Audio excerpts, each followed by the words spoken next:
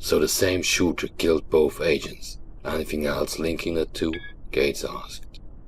Our analysts think that their investigations point to the same criminal enterprise. Gates couldn't keep the snark off his lips. Such a difficult stretch for the analysts. Smuggling dope and smuggling people are so very different after all. Wesser cocked her head, expression revealing nothing. There's more to it than that. For the last 2 years we've been running up against some unusually tight-lipped crims working back and forth between Corel, Magnus and Nexus systems. We'd arrest some mope for whatever crime and run the usual on them. Offered reduced sentences and advocacy witness protection in exchange for their testimony. But everyone stopped taking us up on it. Somebody get popped in witness protection? He asked. Not that witness protection is willing to tell us about. She shrugged. Either way, someone probably took credit for killing a witness, telling all their minions they'd have the same done to them if they turned on the organisation. At about the same time, the best source of informants we had started drying out. Some less useful local assets started complaining about competition in the narco-trafficking arena. Les Inconnus, they called the new group. Any electronic intelligence? Some computer record of their existence? She shook her head. Very little, and always from groups in conflict with them. Never from anyone inside Les Inconnus. Gates cocked a brow. She nodded. Unusual, I know. That's why my equivalent over at Narcotics Investigation sent Knowles in. The story was more or less the same with Nawabi. Did either of them seem to be getting somewhere? It's all in the files, but the short answer is no. They hadn't accomplished much. Knowles had penetrated some small-time local distribution networks, and Nawabi's last contact with his handler mentioned a meet that was supposed to go down a Nexus, but we haven't even confirmed that he was upright and walking when he left Corel. No. Adversary assets in this sector are stretched thin, and we didn't want to tip the adversary off as to how thin by asking too many questions in the clear. Again, that's where your suspension and reputation comes in handy. Deniability. She nodded. You'll have full and public reinstatement once you've identified the principals in this case, should you wish it. Otherwise, I may need you to stay on in an off-the-books capacity. And there it is. A promise of future glory for an old warhorse, or a quiet pasture should I fail. Any suggestions on where to start shaking trees? Nexus. We know both agents were there, however briefly. Anyone in place I can talk to for the lay of the land? No one we can trust, given recent results. Any more good news? A partial return of that smile. Just a new ship for you. Everything else we have is on the file on your Moby glass. There's a time limit to this. She stood. Sooner would be better.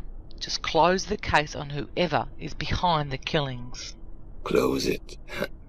With or without breathing, suspects, Gates translated, climbing to his feet. Yes, ma'am. Follow the blue line to your new ship. I think she'll be to your liking. Thanking her, Gates withdrew. With the black box's lack of viewports, Gates didn't know what he'd been assigned until he read the Origin Jumpworks GmbH and Platinum Chased 325A etched onto the ID plate set in the docking ring of the ship. A 325A? A bit high-end for me, but I suppose I can play the well-to-do bounty hunter if need be. The absurdly well-appointed cockpit was a shock after the Avenger, automatically powering up as he entered. He set the system to run a series of diagnostics while he examined her armament. A matched set of Omni Sky 7 lasers cannon for the close-in work and a pair of Talon SB missile pods to extend her reach. Not too high profile for a successful bounty hunter, in fact, just about perfect. Gates selected one of the 325's multiple tags and set up the first of many jumps. I'll have to contract a courier or two to send a few messages once I'm away. see if any of my sources can scratch something up on what's going on.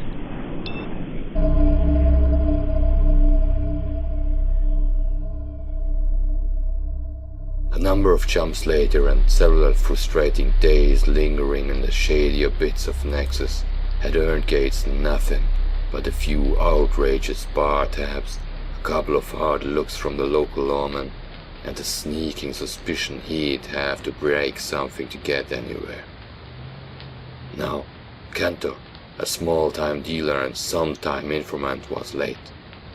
Out of options, Gates stood waiting in the rain resulting from the non-stop operation of one of Nexus Giant's terraformers, still churning to maintain and improve the minimally breathable atmosphere. He wiped his bald scalp and shrugged deeper into the dubious shelter of an advertisement for a chemical company that claimed the cure for his condition.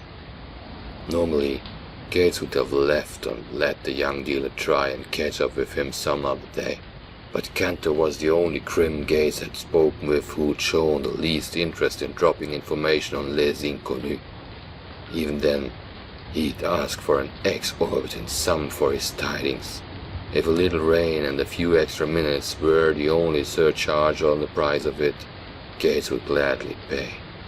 The taverns, gambling halls and knocking shops, while open all hours catering to the stevedores that made up the bulk of Nexus populations, were also the least likely places Gates could get dependable intel.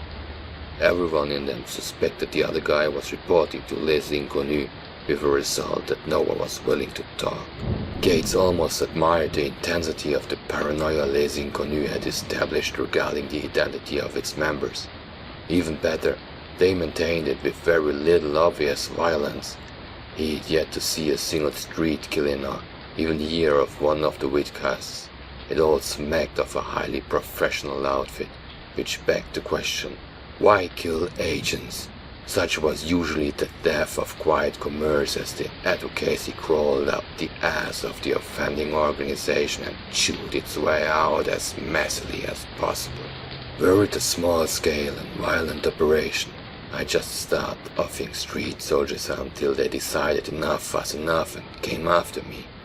With this larger, more sophisticated group, that way will only serve to get me smoked. Still, it would be easier, short-term, than this.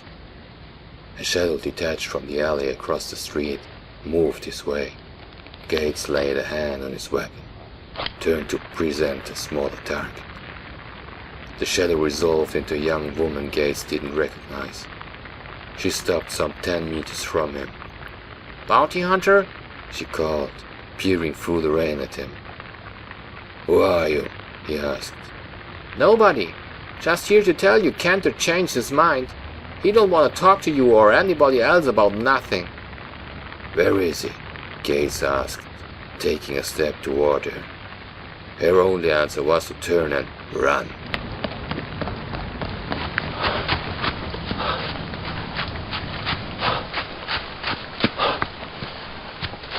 Damn! Knowing she had the advantage of a head start and intimate knowledge of the ground, Gates let her go. He turned and set out for the spaceport. Nexus is a dead end just now, at least from the street. Grasping at straws here, but maybe Devoir or even Sarah, with her corporate contacts, can run something down. He sighed. Damn, I hope so. He was waitlisted for permission to take off. The spaceport was busy, even this far into the local night. Vessels of all types and vintage came to the surface to transship and cross-load cargoes from any number of systems.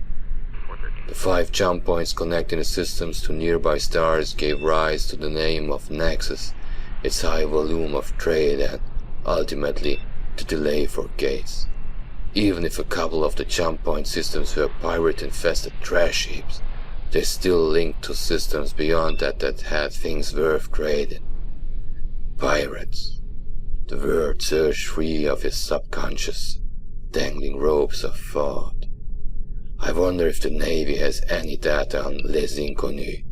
Of course, getting them to open their books to a civil... Wait, someone. Morgan. was hooked up with a rear admiral or some such, and he's out here somewhere. He tapped on the console, racking his brain. Nemo? Yes, Nemo. A shark's grin. Time to call in that marker from Vega. The comm console pinged. Notification he was cleared for liftoff. Gates slipped a 325 clear of a pad and smoothly built power until he was rocketed free of the thin, rainy tendrils of atmosphere and groping fingers of Nexus gravity well. This one's going to ruin me for any other ship. The planet residing behind him, Gates called up the nav plot. Examining his options, he decided against making the run through Coral. If he had to come back and start asking questions on Coral 4, he didn't want some busybody noticing he'd been through the system recently. He instead chose the Tyrannus jump point. The nav system began updating, switched to an sullen amber and displayed. Notice, you have selected a star system the Navy has recently identified as having a high incidence of piracy. Do you wish to continue or select an alternate route? Gates reached out and hit the continue key.